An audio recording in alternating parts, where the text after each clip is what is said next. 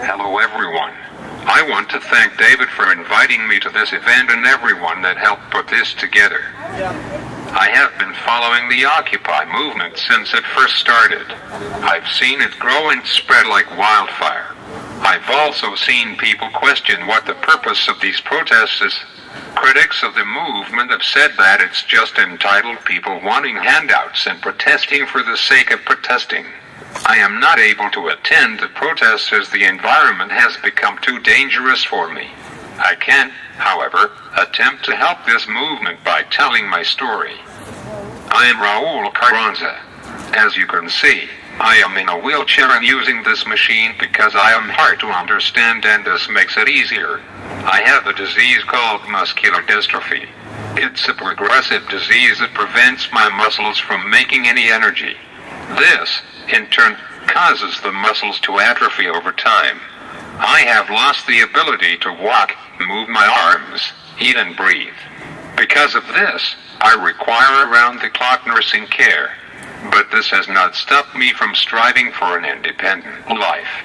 Last year I moved away to UCLA by myself and lived away from my family for a whole semester. Unfortunately, I had to return home to San Diego in December. One of the reasons I had to come back was because I was involved in a battle with the state of California over my nursing hours. The state funds my care through a program called the NFAH waiver.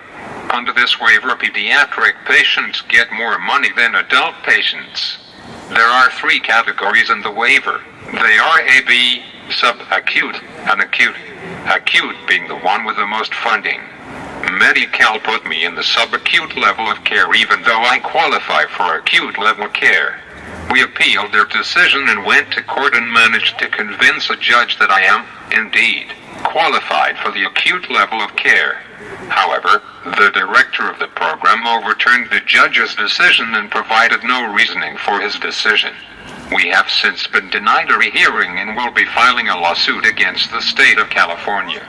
We have been forced to purchase a private insurance that costs nearly $500 a month, not including out-of-pocket costs. To add insult to injury, once I hit my yearly limit of $75,000, they stopped covering until the start of the next year. I've only had this insurance since August and I am already reaching that limit this month. The private insurance was supposed to cover the cost of the nursing hours that were cut. That is not how it works, however. Medi-Cal won't pay for anything until the private insurance gets billed. This has led to a situation where my medical bills have been piling up. I am already thousands of dollars in debt and Medi-Cal won't cover anymore. Right now, the only thing I want to do is go back to UCLA. Unfortunately, that is not possible unless I get the care that I need. My family immigrated to the U.S. after my brother and I were diagnosed. I remember asking my parents why we had decided to move here. My mother's answer was simple: opportunities. More opportunities. I believed her. But I am finding out that this government no longer cares about its citizens. It's become a giant bureaucratic machine run by corporate lobbies whose only interest is gorging on money, regardless of who they tear down in the process, along with a government that condones and enables this behavior. We have a government that would rather stay in power than help its people. All that money they spend on bailouts could have been used to give people the care they need. People are fed up and we, the 99%, want things to change. We want our tax dollars to be used for people who need it, not super rich CEOs. We want a better regulated financial system that isn't allowed to run roughshod, destroying more value than it creates. We want politicians to be held responsible for their mistakes. Most importantly, we the people want the power back. I've faced many obstacles in my life. Obstacles that most normal people can't even imagine. Sometimes I get discouraged or depressed.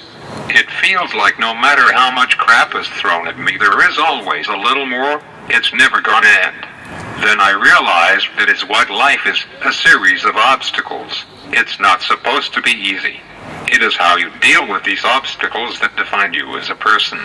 There will always be people that want you to fail. People trying to stop you, and I already see this in the Occupy movement. I see the police raiding these protesters if they are some drug cartel, treating them like common criminals. I realize that for a lot of you protesting, it must be frightening. The thought of being brutalized by someone that is supposed to protect you is sickening. But all of you have to remember, you are more powerful than they are. You, all of you, united, wield more power than the entire U.S. Army. They have guns and bombs, but you have something much better, the power to change an entire country, to go down in history as the catalyst that ushers in a new and better year. One where everyone has equal rights, where people control the government, not corporate lobbyists, where everyone is held accountable for their actions. This could be the point where we get America back to what it was supposed to be, a government by the people, for the people. A land where everyone has the same opportunities, a land where our constitutional rights are not trampled on. So to all the people protesting, every time you get raided, arrested, brutalized and beaten on, remember to pity those officers. They are afraid. They know that you are a threat to the status quo, and they know that they are running out of options. They know that time is up for this unsustainable current system, and it is about to go down. Benjamin Franklin said, "The pen is mightier than the sword." Even today that statement holds true. The pen is mightier than any weapon anyone can think of. Yes, they can, and do, destroy, but they can't create. We can. I want you to fight. Fight for me. Fight for the millions of unheard voices. Fight for yourselves. No matter how hard they try to stop you, don't be discouraged. As Frederick Douglass once said, those who profess to favor freedom, and yet depreciate agitation, are men who want crops without plowing up the ground. They want rain without thunder and lightning. They want oceans without the roar of its many waters. The struggle may be a moral one, or it may be a physical one, or maybe both. But it must be a struggle. Power concedes nothing without a demand. It never has and it never will. My name is Raul Carranza. I am the 99%. Woo!